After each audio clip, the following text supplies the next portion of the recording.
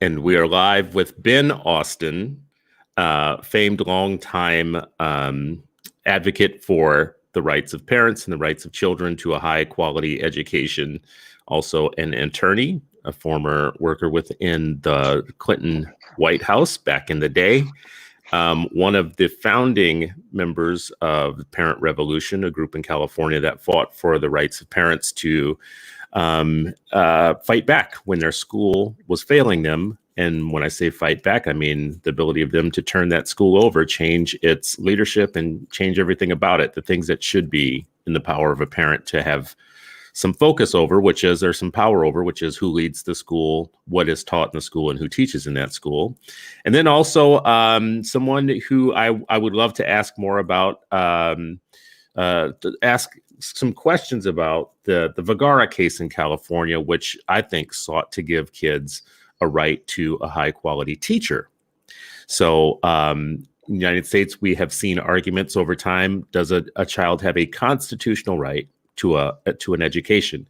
Do they have a constitutional right to literacy? Do they have a constitutional right to a teacher that can teach? There are all these rights that we keep talking about. I think some people listening to this might think we already have those rights, or at least that we have something on paper that helps us when we're not getting treated well by our school systems, and that's just not true. So welcome, Ben. Thank you for getting up so early in California. Thank you for having me. It's an honor to be on your show. You know, I want to start with something that that helps us have some continuity in the guests that I've had this week. So in January of this year, my organization, Brightbeam, published a report that I'm not going to stop talking about called The Shame of Progressive Cities. And in that report, we looked at a large variety of cities. And at some point in the middle of that, we discovered that half of those cities were to the left and half were to the right in terms of their municipal governments. Some were progressive, some were conservative by different degrees. When we looked them up, their outcomes for kids, it was surprising that progressive cities lord over one of the largest gaps in the country. And so day before yesterday, we talked about DC, which is very liberal and has a terrible gap. Then we talked about the Twin Cities, which is very liberal and has a terrible gap. Yesterday we talked about Madison, Wisconsin, which is very liberal and has a terrible gap. You can see the trend here. And now we're talking to you. You're in California, longtime Californian, and understand the politics there. But San Francisco in California is kind of like the capital of this problem. One of the wealthiest places on planet Earth, uber wealthy, super advanced, lots of college educated people, great lifestyle, and terrible outcomes, amongst the worst outcomes for Black kids in the state of California. So I wonder if we could just start there, if you have any analysis about what would go beneath, what would be the issue in places that have a lot of money, great economies, and are very liberal, and still don't take seriously the gap in between kids of color and white kids? It's a great question. I think it gets at really the crux of what's fundamentally broken about the politics of public education.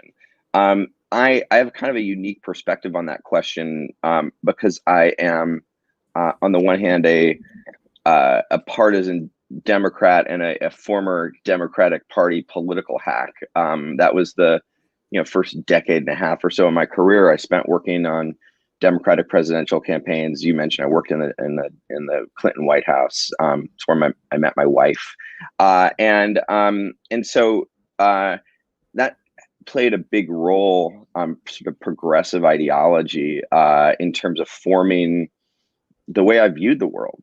In my early 30s, I became a deputy mayor in Los Angeles to a progressive Republican mayor, or a moderate mayor for LA political standards. And what was, I really had a hard time at first even considering working for a Republican, because I was, my job in the White House was literally to beat Republicans. I worked in the White House political affairs office, and so I had a real issue with that. But I really I really grew to understand um, politics and social justice differently, and I think through a more nuanced lens that gets at the question that you asked. And while I'm a Democrat, I'm a progressive Democrat, because I believe that government should help people who don't have power. Government should empower those with a seat at the table who don't have power to have agency over the destiny of their lives and the destiny of their children's lives. And you know, I I definitely support unions. I think that we can have a deeper discussion about the difference between public and private sector unions. I think we need way more private sector unions, um, uh, but but public sector unions, in general, can be inhibition to social justice. Mm-hmm. I was a deputy mayor at the tail end of what was called the Rampart scandal in Los Angeles, where police were abusing Black and Latino citizens, mostly men, and so I kind of had a front row seat to the power of the police union, and the narrative in the wake of the Floyd killings is spot on.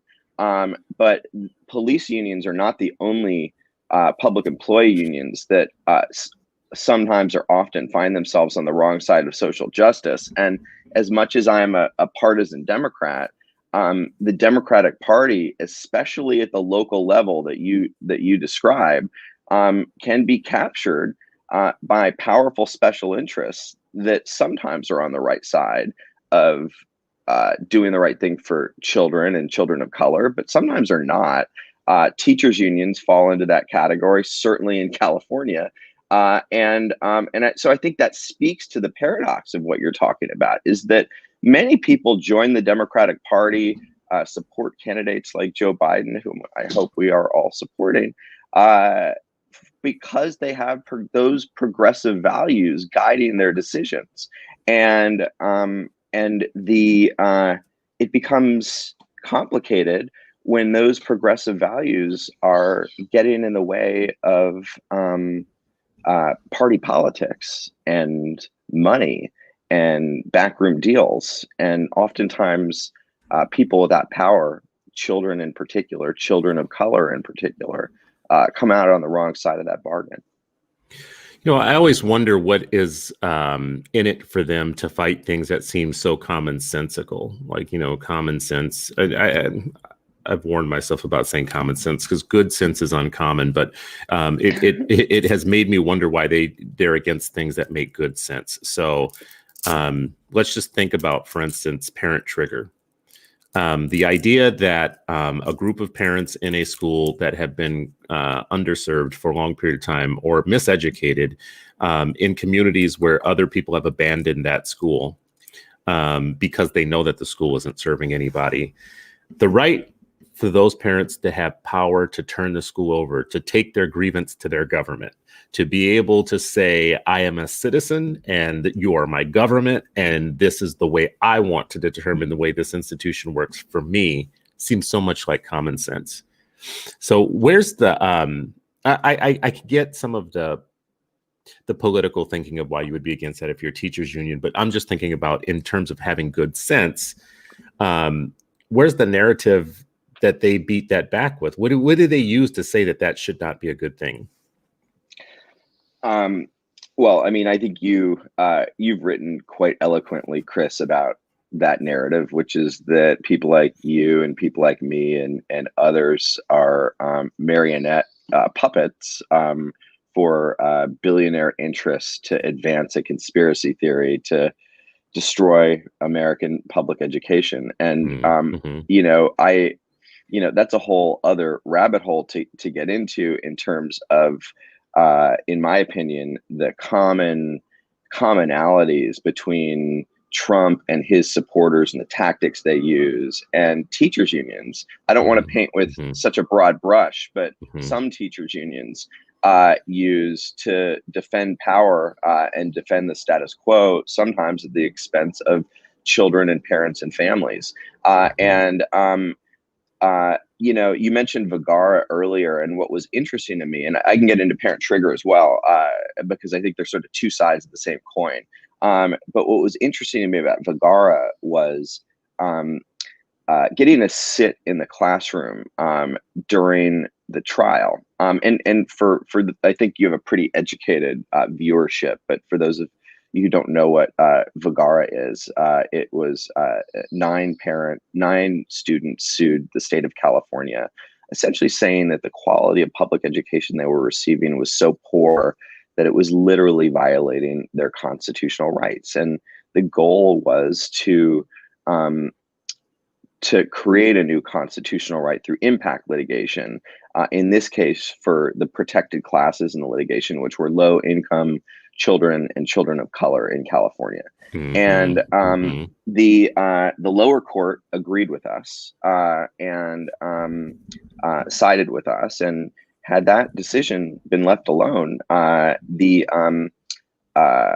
children of color, every child of color in California today would have a constitutional right to educational quality. But it wasn't. It was appealed. It was appealed by Kamala Harris, who was the Attorney General at the time, to the Supreme Court, and ultimately overturned. And I think okay, wait a second, Ben. Back up a little bit. You're just going by some stuff here right now. Who did what now? Excuse me. What?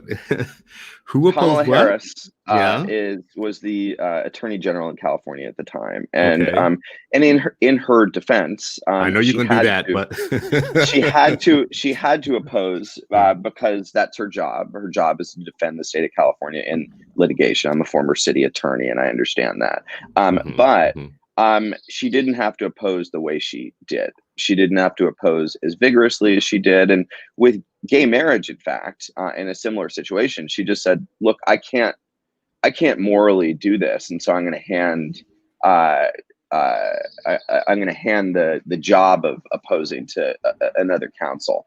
She did not do that with Vagara. And there were a few things I wanted to mention sitting in the courtroom, but then Kamala, in the courtroom, what was interesting to me, and I think gets at the original question you asked me that I took down a different rabbit hole, was to your point about common sense. And it was interesting to me how different the debate in the court, in a legal courtroom, was as opposed to the court of public opinion, because as you can imagine, under the rules of evidence, you can't submit conspiracy theories or personal attacks or slogans as evidence. You have to submit data and evidence and facts. And when they were stripped bare and forced to defend policies that, like, last in, first out, that elevate seniority above quality when it comes to layoffs, and teacher tenure in California, where administrators have to make a decision about lifetime employment in 18 months. They were not able to do it in any kind of cogent way that made sense for kids, especially low-income children and children of color. And that's why they lost at the lower court level. And they ultimately won, and they won because of a very cynical argument that Attorney General Kamala Harris's lawyers were making, which was essentially, look, we have to concede that in California, low-income children and children of color are getting a royally screwed over by the status quo, a much worse public education just by statistics alone than children like my daughters, who are white and privileged public school students. And that is undeniable. And the court ultimately had to concede that. But when they conceded that, they essentially said, look, we agree with the plaintiffs on that point, but we just don't agree that the Constitution protects children from being screwed over, protects low-income children and children of color from being screwed over. And so you lose. And so after that, that's when I started working on and talking to lawyers who are smarter than I am about, okay, if that's the case, then how could we rewrite the Constitution or rewrite the legal framework to not just lead to a different outcome in Vergara, which was, those were important issues at stake, but the technocratic change was not the point. The point was to empower parents and students, and particularly low-income parents and parents of students, with a seat at the table when it comes to the politics of public education, and when it comes to policy making that ultimately oftentimes determines the trajectory of their future. And, to your point about why are people threatened by that? Why with parent trigger or Vergara or legal rights or civil rights or constitutional rights for children and parents? Why do oftentimes progressive politicians speak those words? Why do they say that education is a civil right? But maybe with their fingers crossed behind their back, because it isn't a civil right, to your point at the top of the show. And so why is that? And I think it fundamentally has to do with power. It has to do with backroom deals. It has to do with the fact that kids can't vote. It has to do with the fact that parents are not organized. In a state like California, 25% of parents probably can't vote. I think fundamentally the reason that we need to focus on power and not policy, or power before policy, is that we're all essentially going to Vegas trying to win against the house. We're all, and every once in a while you can have a big weekend in Vegas, but you shouldn't take the lesson that the system's not rigged. Well, And, in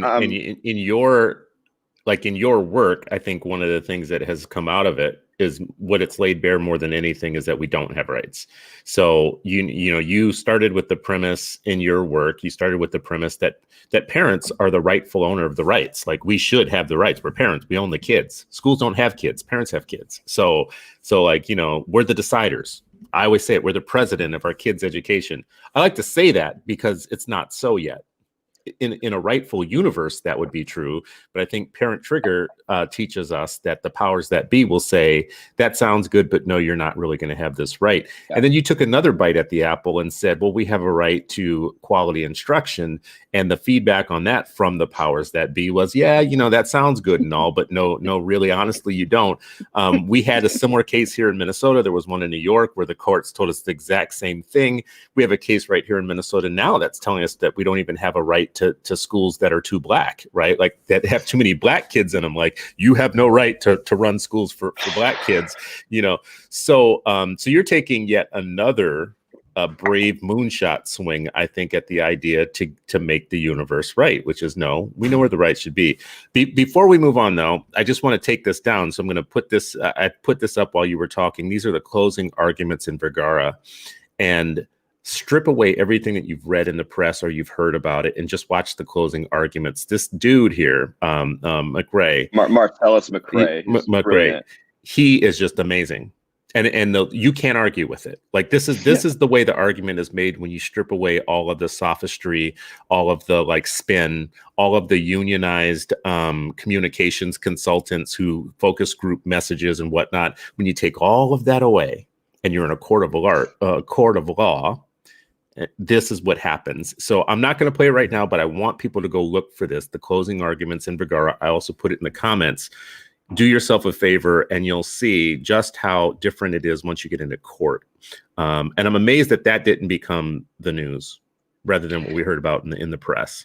The best line that Marcellus had in that closing argument, and I was really privileged to be in that courtroom, was he was rebutting the state's argument about last in, first out. He was rebutting the argument that we needed last in, first out, and it was folly to base employment decisions based on quality rather than seniority, because quality is subjective and seniority is objective. You can't argue with what date you were hired. And Marcellus said, look, I'm a tall dude. I can dunk a basketball, and you could make a decision about whether or not a teacher should be in a classroom based on whether or not that teacher can dunk a basketball, and that's objective. It's an objective standard, but it's no less random or absurd than the date on which you were hired. And, I mean, that's sort of what I mean, that, when you actually strip these arguments bare and are forced to defend them based on logic, the whole house of cards collapses. So you keep going though after parent trigger. I mean, let's just be real. You're an attorney, so you've studied law. You understand that law doesn't happen in a night. So if you have some setbacks or whatnot, you figure other strategies. That's like what law is about, right? In some ways, that's civil rights didn't happen overnight. We didn't just wake up one morning and say, here's the case, we win.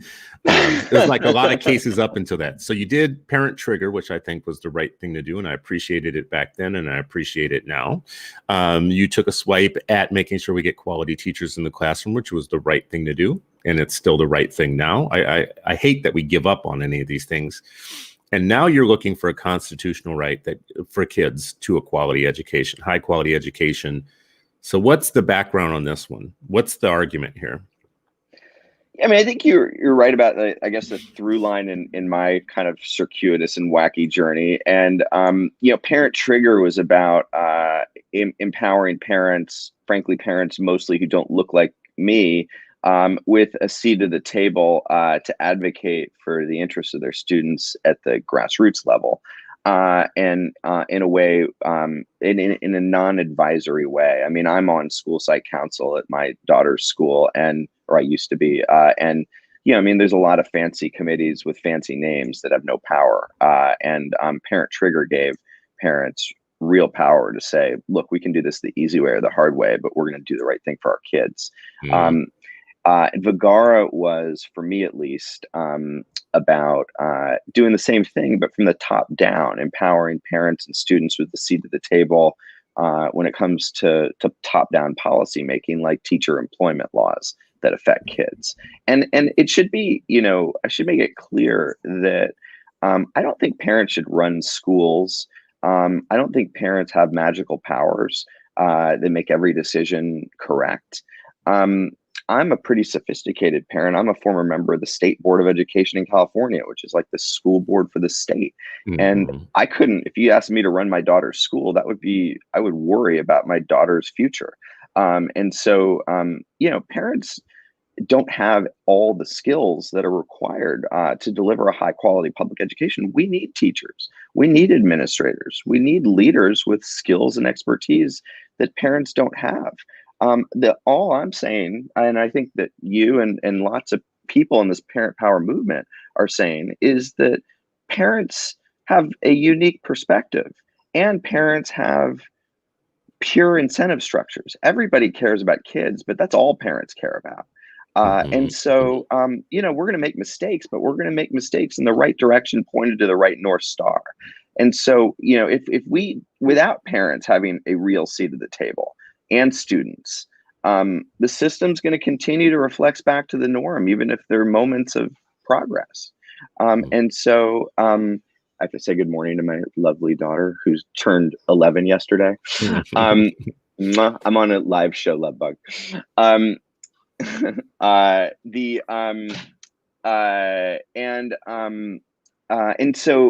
the through line leads to the work I'm doing now with a coalition that you've been, I'm honored that you've been a part of, called the Kids New Deal Working Group of education leaders. And fundamentally, I think it ties these strings together at the grassroots level, at the grass tops level.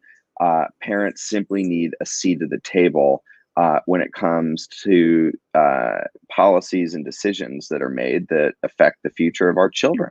And what that would look like if all students in public school students in the United States or Minnesota or California or at a particular school district had a legal right to a high quality public education. It would simply reground the politics and the policy making of education in what you said at the outset of the show, which is just common sense, where every decision would have to be made grounded in the notion of putting students first or elevating the interests of students above the interests of other adults. And if that were not the case, you could legally challenge it and invalidate it as being either unconstitutional or illegal. And it's really that simple. And it doesn't put parents in a position of running schools. It doesn't put courts in the position of making policy. It just simply establishes a legal North Star that, especially in this moment with COVID, where we are all now having to make a decision, an affirmative decision about, are we gonna, when we send our kids back to school, are we gonna just rebuild the status quo ante, but just 6 feet apart with all of the inequities and racism baked into that cake? Or are we gonna actually hit the reset button and reimagine it just for kids, especially for children of color and low-income children, the kids who have fundamentally been screwed over by the system? And and the way we've really only been talking about for generations. And so this is our moment. And if we're serious about that, this is going to divide the people who are serious and unserious. We have the ability and the opportunity right now, and I think the political momentum, to establish a legal North Star to guide that process, to simply say that when we rebuild our schools and when we reopen our classrooms, we're going to put the interests of students first, because that's the purpose of public education. Well, you said this word often throughout what you just said, we. And I'm kind of a stickler for who's included in we.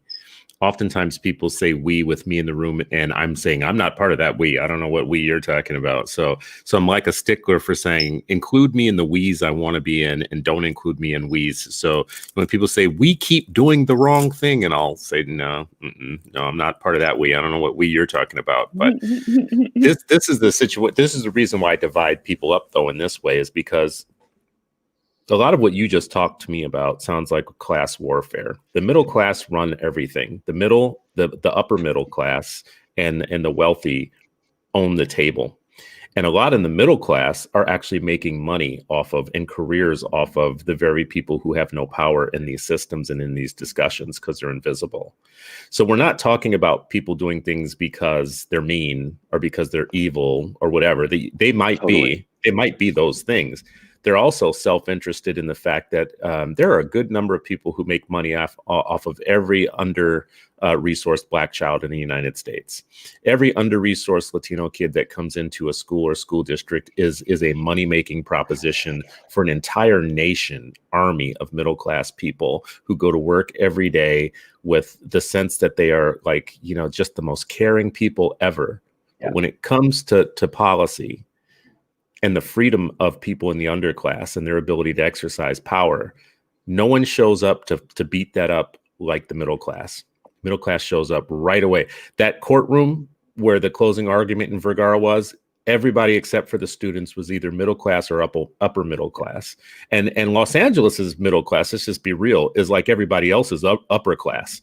The middle class of Los Angeles is like the wealthy in Idaho, Yes.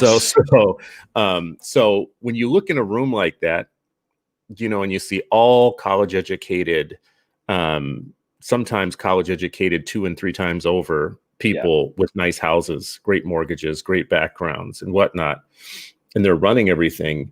I can see why a parent rev is it's a subversive idea, right? I could see why Kids Coalition fighting for the rights of those students to be empowered is a subversive. But are you going to win? I guess that's where I keep running to. Like that's where I was driving. That is, it's all the right thing to do, Ben. But we know that the forces, we know that the dark planet will come for you. Dark planet. So you keep doing the right thing and you keep getting the expected predictable response. Do you think you're going to win this time, or is it just a lifelong thing, man? I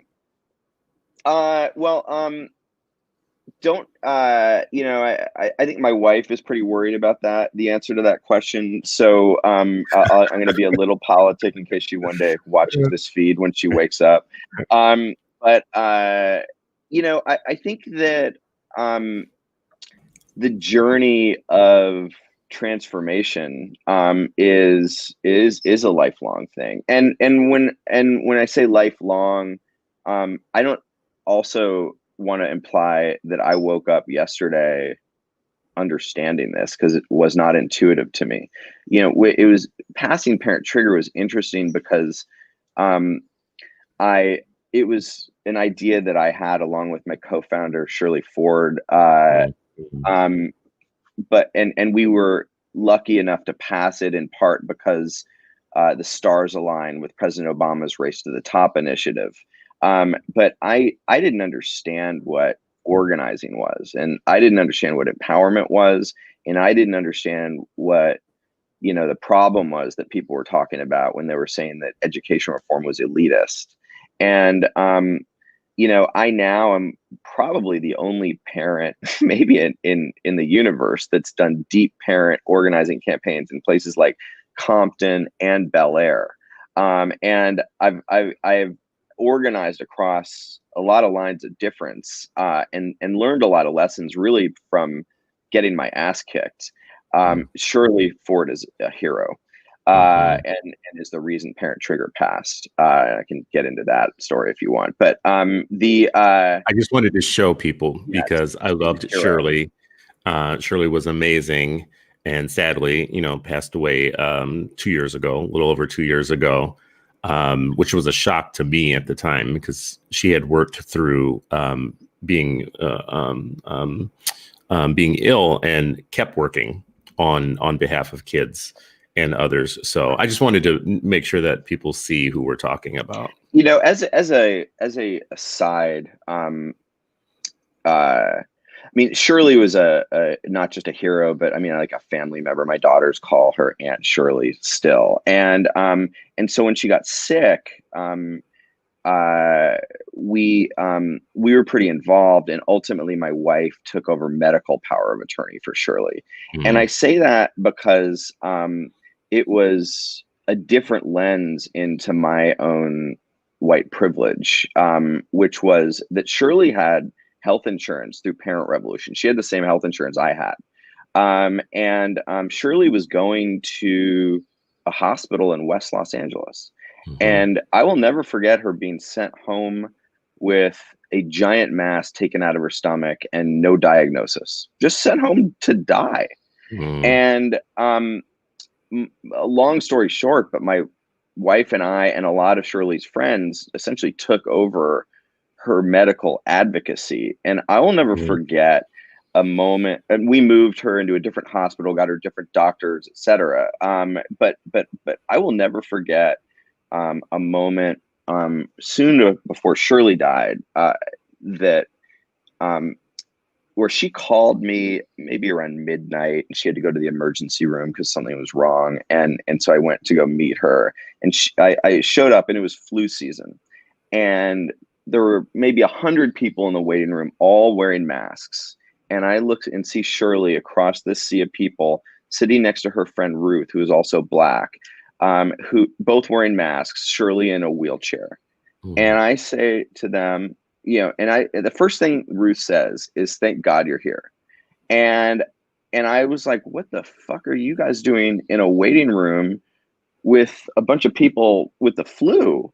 Mm-hmm. And they were like, we asked and there's no room. And I went and talked to the receptionist, and very quickly Shirley got moved into a room for obvious reasons. And it took a white man to make the same request a Black woman had made, that was a common sense request about basic health. And it was, for me, I continue to have to be educated about my own privilege and the inequities in our society. I think I would say about that, Ben, is like, and you're doing it, which is you have to be educated on how to use that privilege for others and for good. because in medicine, we know that the story that you are telling right now is a stereotype of medicine. It is very much so. Like Black maternal health, for instance, within the medical profession is exactly explained by what you just said. The idea that Black people experience pain differently has plagued the medical profession. The idea that we need fewer, painkillers and extended treatment. There was even a story recently that when doctors have to decide who's going to die during COVID or whatnot, that, Black disabled people are like, they're really out of luck when that decision has to be made. It's endemic in medicine, right? Which is a profession. And, in what we're talking about education, it's also endemic in education. The idea that white personnel and white privilege in education causes a difference for Black kids. They're seen as less intelligent, seen as less worthy of like gifted classes or on grade level work, or more kind of more deserving of harsh discipline and all those things. So when those decisions come up, we have different groups of white people fighting when that happens, right? So you guys are like in a, whatever the opposite of a Mandingo battle is, whatever like a vanilla battle is, you guys are in this battle in white politics with each other from the left to the right. And then on the left, there's a civil war between some of the whites on the left and the right. So the whites are fighting about us. The unionist whites and the progressive whites, you guys, the whites are fighting over the Blacks in these things. And one group is telling the other group, you're only doing it because you're aligned with the right wing. So you're supposed to be this like, Death Star, right wing loving dude who's been a lifelong Democrat in California, who's like, sitting outside drinking coffee in the California sun, because that's the most right wing thing you could be doing in the morning, right? So I go back to my question again, too, though. To win for people like Shirley and others, we need door openers. People who open the doors and say, no, you're going to be in here just like everybody else. But my question for those like you always is, from what I saw on a school board, was I see the people that are working hardest for us lose all the time against other whites. The other whites come and out organize you guys, overpower you in a room. And they have such nicer messages. Yeah. Their messages are just so, it's all about democracy and we're all supposed to own these things together and blah, blah, blah. You've dealt with that for a long time. Does that ever give you like cognitive dissonance? Do you ever like wonder to yourself, damn, am I really on the wrong side of this stuff? Am I doing the wrong thing? It's amazing. I'm 51, and I didn't get involved in education politics until like my late 30s. And before that, I had worked on, at a pretty high level in Democratic Party politics. I worked in the White House. I'd worked on a bunch of presidential campaigns, et cetera. And so I thought I knew something about hardball politics, but it really wasn't until I got involved in local grassroots community organizing around education in Los Angeles that I was like, holy shit, this is bonkers. And so, there are those groups that you're talking about. There are very few moral, ethical, or even legal lines they will not cross to defend their power. I mean, the first thing I saw with Parent Trigger that I was not prepared for was Parent Trigger was written so that undocumented parents could sign. The teachers union just figured out really quickly in Compton, our first Parent Trigger campaign, that if they just threatened undocumented parents with deportation, they could get us below 50%. And we literally had to go to court and win a temporary restraining order against the teachers union and Compton Unified to prevent them from threatening their parents with deportation to defend their power. That happened, and we won.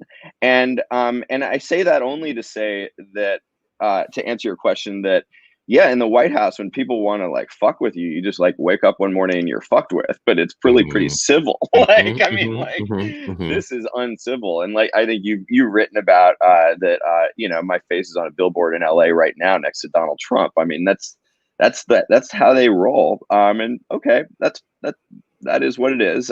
It's strategic. I mean, if you read Saul Alinsky's Rules for Radicals, I mean, it's all right there. It's just make it too uncomfortable so people like us will walk away and not want to be a part of it because it's so yucky. I think in terms of can we win, the first thing I would say is that on our current trajectory, we're guaranteed to lose. That we're playing a rigged game here, it you can, like I was saying earlier, you can have a big weekend in Vegas, you can get some stuff done every once in a while, but you shouldn't interpret that to mean that the system isn't fundamentally rigged. And so, can we win sometimes? Can we pass a parent trigger law? Can we win at the lower court in Vergara? Can we? Yeah. But to your point, a journey around transformation is a circuitous journey, and it requires a lot of faith. And you mentioned I'm in California. I'm hoping later on this afternoon to go surfing, and I think about surfing as a metaphor for social change sometimes, which is that you could be a badass surfer, which I am not, but you can be, and even if you are, if there's no waves, you're not going to go anywhere. And that's such a California analogy. That is a total California analogy. Just trying to be a caricature of myself for you, Chris. So you're welcome for that. Every once in a while, if you're lucky and you're in the right point break, you can catch a wave. And parent trigger passed by one vote in both houses because President Obama created a wave with Race to the Top. And I don't want to.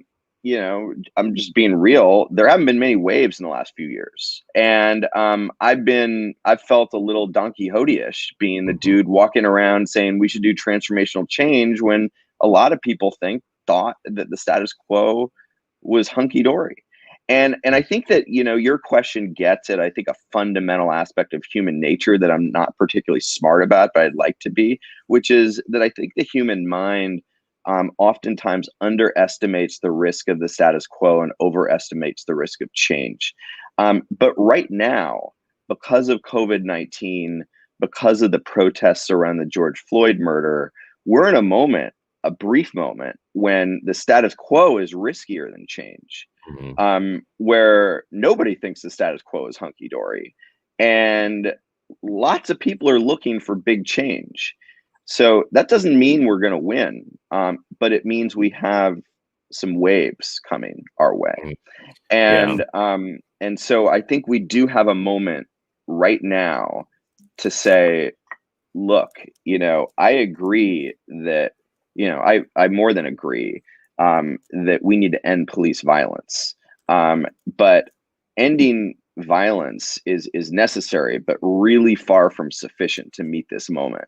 And that if we're going to build a more equitable future from the rubble of this dumpster fire status quo, that's got to include not just the absence of violence, but the inclusion of opportunity. And you can't have equitable opportunity without a right to an equitable and high quality public education.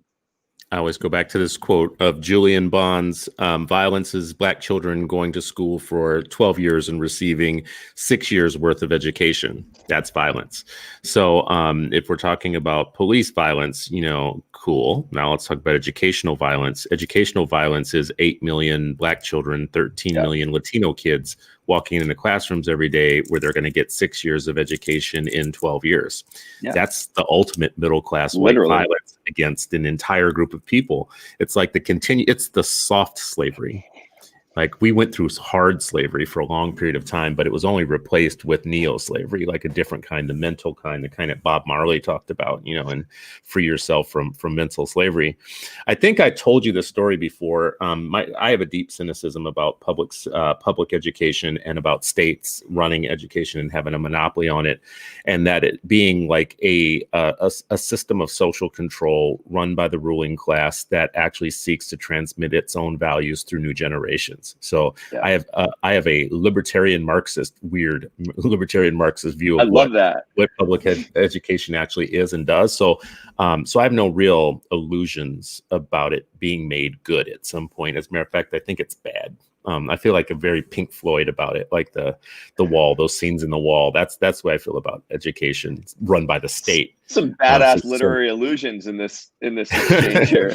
But I think I may have told you before that I did fifth grade in Los Angeles. So having so I did fifth grade in Los Angeles. So this is a really interesting story. I actually New Orleans is its own world. So having lived in New Orleans, I went to New Orleans schools, public schools. When I got to LA, I lived in Baldwin Hills, which was considered the Black Beverly Hills at the time. And I thought, holy crap, we're rich. Oh, God damn. Oh my God. It was like all this, like, I mean, the difference between Baldwin Hills, Los Angeles, and the 7th Ward of New Orleans, which I felt pretty privileged in the 7th Ward in New Orleans, because, it was a good way of life for us. But when I got to Baldwin Hills, it was like, oh my God. But I got bused out of Baldwin Hills to a school in Bel Air, a school called Bellagio. It's Bellagio Road School. Today it's called Bellagio Road Community School. I think it's a charter now in the hills of Bel Air. We were near Linda Ronstadt's house, Rod Stewart's house. Burt Lancaster paid for our buses to get us from Baldwin Hills there.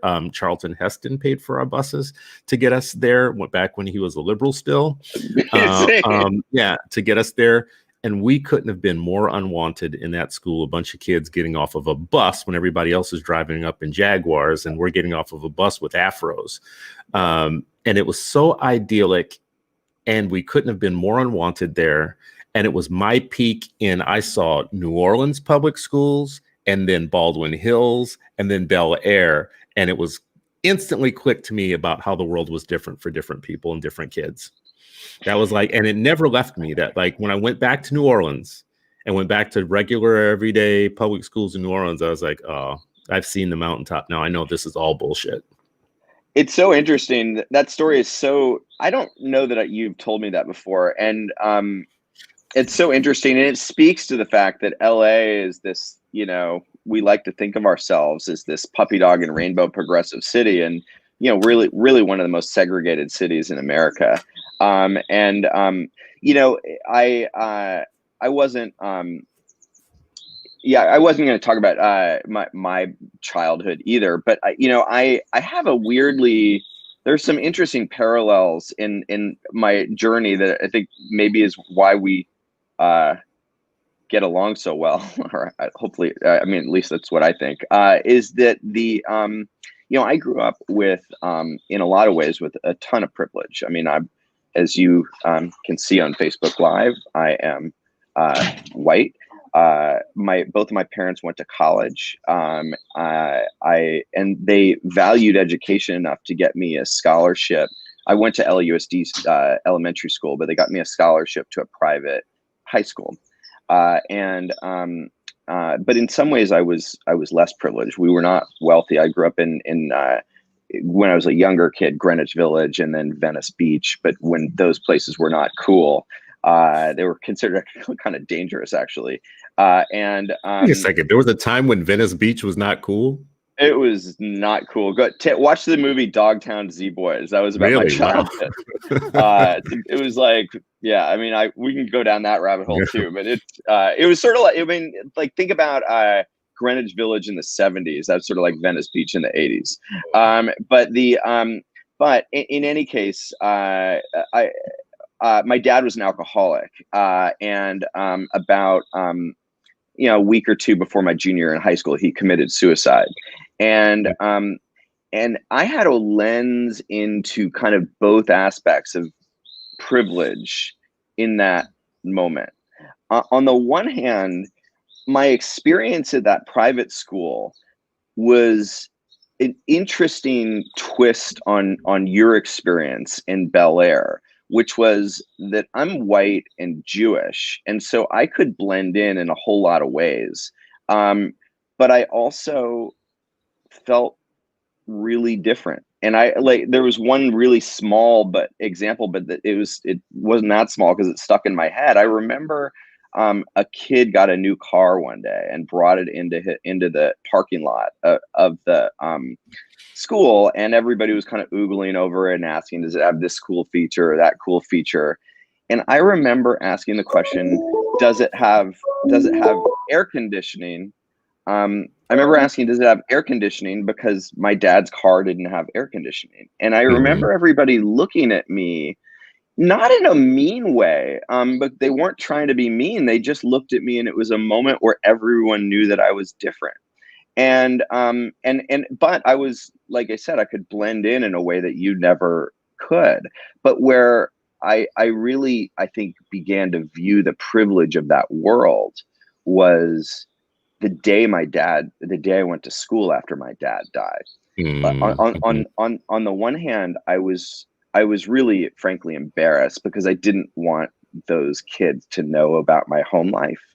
I was embarrassed about how I lived and where I lived. But I knew they would because of a very small school. And I got called into a meeting with all of my teachers, and all of my teachers, they just sat around, and each of them said to me that they knew what had happened and that I didn't have to be alone, and that they were going to help me, and that they believed in me. I don't think I thought at the time. I thought I was just trying to kind of get through the day.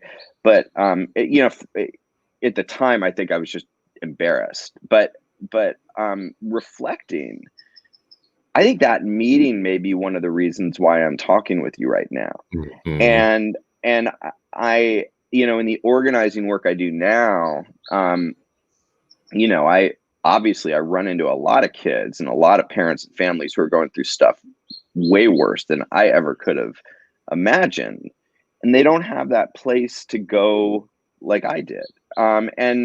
Schools, you're right. Schools, public education, it's a pretty fucked up system with a lot of warped incentive structures that don't push in the right direction for kids. But for me, at least, in that moment, um, public, education was a place to go for me where things just made sense. Mm. And I think kids are less fragile than we give them credit for. They can get through a lot, but they just need something to go. They need place where things just make sense. And there's a lot of kids who are going through way worse stuff, and school is not that for them. I think kids are And smarter too than we think that they are. I think they're more observant and smarter. mhm. In the story that I told you, I was very observant. I thought the adults were stupid. Like they were trying to push it. Like, my parents thought it was so great where I was, and the adults in the building thought we should just be so happy for being there. And, I felt a little bit like the Boondocks characters back then. I was just like, looking at all of them and like, all of this is bullshit. You are all bullshit. You are the captains of bullshit. I'm in fifth grade and I understand that you are full of bullshit. Why are there no black people in the production of Grease? Why is this Grease shit we're sitting in, right? Why is every single character white and all the black kids are sitting in the audience clapping? It was like I actually picked up on all and went back to New Orleans with a pretty, I think, sophisticated view of how the world was ordered and structured, even as people around me thought we should be just happy to be there, blah, blah, blah, all that. But as we head towards the whole here, go towards the end, what is the goal of the Kids Coalition and the Kids New Deal to bring about change? Like, what will change in the world? What is the change that you want to see in the world through this effort, that will be good for families and good for kids? Yeah, I mean, I just think we need to, as we were saying earlier, establish a legal or constitutional North Star, that education is a civil right. It's not just a soundbite that we casually say when it's convenient. That and that if education were a civil right, we would actually put kids first, not just say it when it's convenient and when people are paying attention. Fundamentally, in this moment when I think there is a deep focus and maybe one of the first authentic focuses on equity and racism and institutional racism, um, I think the time is now to seize that moment and recognize that institutional racism isn't confined to the police department. Mm, And that, the education my daughters receive, the public education my daughters receive in Los Angeles is high quality in part because they are white and they are privileged. mm, And And we didn't get a chance to talk about it, but there is a recent federal case called Gary B. versus Snyder. And I think it's a really important case for your audience to recognize in the context of where we are in this moment. And that is that in that case, a group of low-income children of color in Detroit sued to say that the quality of education they were receiving was so poor that it was violating their constitutional rights. And at the federal level, we all know about Brown v. Board of Education, and what a sweeping, important ruling that was. But people know a lot less about what came after that, which was Rodriguez versus San Antonio, where in a 5-4 ruling, they essentially said, whoops, never mind on that whole educational equity thing. And if for those who haven't read it, it's really worth reading The Dissent by Thurgood Marshall, who is the attorney who litigated Brown v. Board, who is then on the court. And he essentially said, look, this is bullshit and I'm uncomfortable with it, in part because you're asking me to leave children to the whims of the political process where they have no power. And, we're going to be waiting a long time for a political solution to educational equity. And here we are 50 years later, still waiting. But the Gary B case was interesting because it said, look, these kids actually are receiving such a low quality education. One of the plaintiffs was a third grader who couldn't spell the. They're receiving such a low quality education that the court ruled that it did violate their constitutional rights. And that's important. But it's also important to recognize that the court had to acknowledge the Rodriguez precedent. So they said, look, Rodriguez said there is no right to educational equity. There is no universal right to educational quality. We have to concede that. But we found this loophole that they never ruled on whether there's some basic floor to what they called a basic minimum education. And in this case, they ruled that there was. And you talked about white progressives. A lot of white progressives got up and clapped. And there was a good reason to get up and clap, because the kids in really dire situations will get some more resources, and that's important.